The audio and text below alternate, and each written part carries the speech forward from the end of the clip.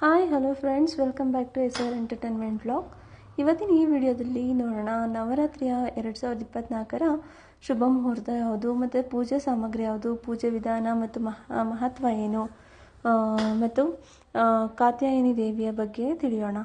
ಅದಕ್ಕಿಂತ ಮುಂಚೆ ಯಾರೆಲ್ಲ ನನ್ನ ಚಾನಲ್ಗೆ ಸಬ್ಸ್ಕ್ರೈಬ್ ಆಗಿಲ್ಲ, ಪ್ಲೀಸ್ ಸಬ್ಸ್ಕ್ರೈಬ್ ಆಗಿ, ಹಾಗೆ ಪಕ್ಕದಲ್ಲಿರುವಂತಹ ಬೆಲ್ ಐಕಾನ್ ಮೇಲೆ ಕ್ಲಿಕ್ ಮಾಡಿ. ಮಾತಾ ದುರ್ಗೆಯ ಅವತಾರಗಳಲ್ಲಿ ಕಾತ್ಯಾಯನಿ ಮಾತಾ ಅವತಾರ ಕೂಡ ಒಂದು ಎಂದು ಪರಿಗಣಿಸಲಾಗಿದೆ.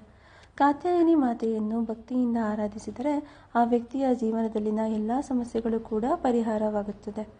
ಮಾತೆ ದುರ್ಗೆಯ 6ನೇ ಅವತಾರವಾಗಿರುವ ಕಾತ್ಯಾಯನಿಯ ಅವತಾರವಾಗಿದೆ.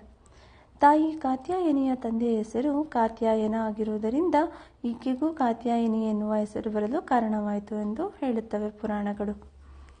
ಮಾತಾ ಕಾತ್ಯಾಯನಿಯನ್ನು ಬ್ರಹ್ಮಾಂಡದಲ್ಲಿ ಪ್ರಧಾನ ದೇವತೆಯಾಗಿ ಪರಿಗಣಿಸಲಾಗಿದೆ. ಯುಗಯುಗಗಳಿಂದಲೂ ಈಕೆಯನ್ನು ಪೂಜಿಸಲಾಗುತ್ತಾ ಬರುತ್ತಿದೆ.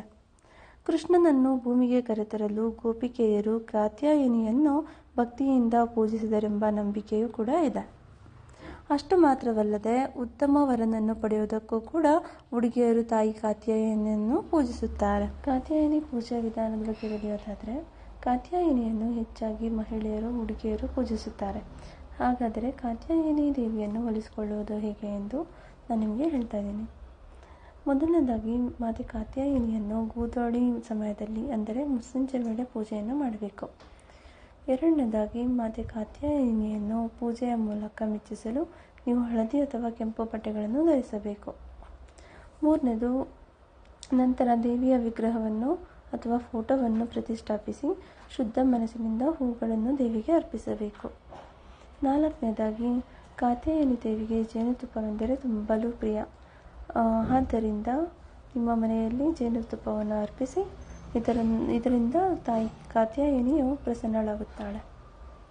ಐದನೇದಾಗಿ, ಪೂಜೆಯ ಸಂದರ್ಭದಲ್ಲಿ ತಾಯಿ ಕಾತ್ಯಾಯನಿ ಸ್ವರೂಪವನ್ನು ಮನಸ್ಸಿನಲ್ಲಿಟ್ಟುಕೊಂಡು ಆರಾಧಿಸಿ.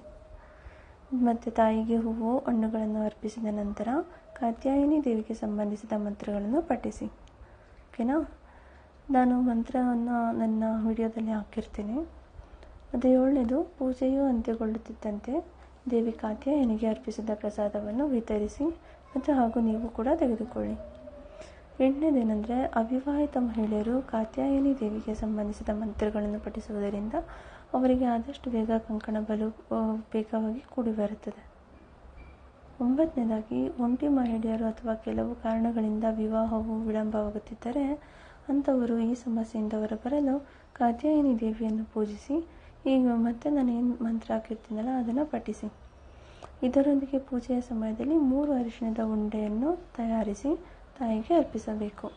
ತದನಂತರ ಆ ಅರಿಶಿಣದ ಉಂಡೆಗಳನ್ನು ನಿಮ್ಮೊಂದಿಗೆ ಇಟ್ಟುಕೊಳ್ಳಬೇಕು. ಓಕೆನಾ ಫ್ರೆಂಡ್ಸ್? ಇದನ್ನು ಟ್ರೈ ಮಾಡಿ.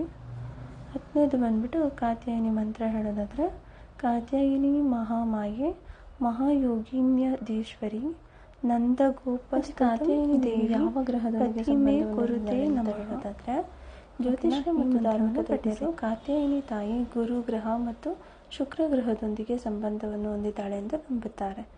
ಇವರ ನಂಬಿಕೆಗೆ ಮುಖ್ಯ ಕಾರಣವೆಂದರೆ ಗುರುಗ್ರಹವು ವಿವಾಹವಾದ ಅಂಶವನ್ನು ಪ್ರತಿಪಾದಿಸುತ್ತದೆ. ತಾಯಿ ಕಾತ್ಯಾಯನಿಯನ್ನು ಪೂಜಿಸಿದರೆ ಮದುವೆಯಲ್ಲಿ ಎದುರಾಗುವ ಎಲ್ಲ ಸಮಸ್ಯೆಗಳು ಕೂಡ ನಿವಾರಣೆಯಾಗುತ್ತದೆ ಮತ್ತು ಗಂಡ ಹೆಂಡಿರ ನಡುವೆ ದಾಂಪತ್ಯ ಸಮಸ್ಯೆಗಳಿದ್ದರೂ ಕೂಡ ಬಹುಬೇಗ ನಿವಾರಣೆಯಾಗುತ್ತದೆ ಎಂದು ಹೇಳ್ತಾರೆ. ಮತ್ತು ಜಾತಕದಲ್ಲಿನ ಸಮಸ್ಯೆಗಳು ಕೂಡ ನಿವಾರಣೆಯಾಗುತ್ತೆ. ತಾಯಿ ಕಾತ್ಯಾಯನಿಯ ಆಶೀರ್ವಾದದಿಂದ ಜಾತಕದಲ್ಲಿ ಕಂಡುಬರುವ ಹಲವಾರು ಸಮಸ್ಯೆಗಳು, ದೋಷಗಳು ಕೂಡ ದೂರವಾಗುತ್ತವೆ.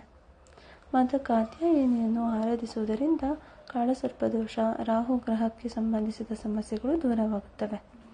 ಆದ್ದರಿಂದ ಜಾತಕದಿಂದ ಸಮಸ್ಯೆಗಳಿರುವವರು ತಾಯಿ ಕಾತ್ಯಾಯನಿಯನ್ನು ಶ್ರದ್ಧಾಭಕ್ತಿಯಿಂದ ಆರಾಧಿಸಿ. ತಾಯಿಯ ಆರಾಧನೆಯು ಸೋಂಕಿನಿಂದಾಗುವ ಆರೋಗ್ಯದ ಸಮಸ್ಯೆಗಳನ್ನು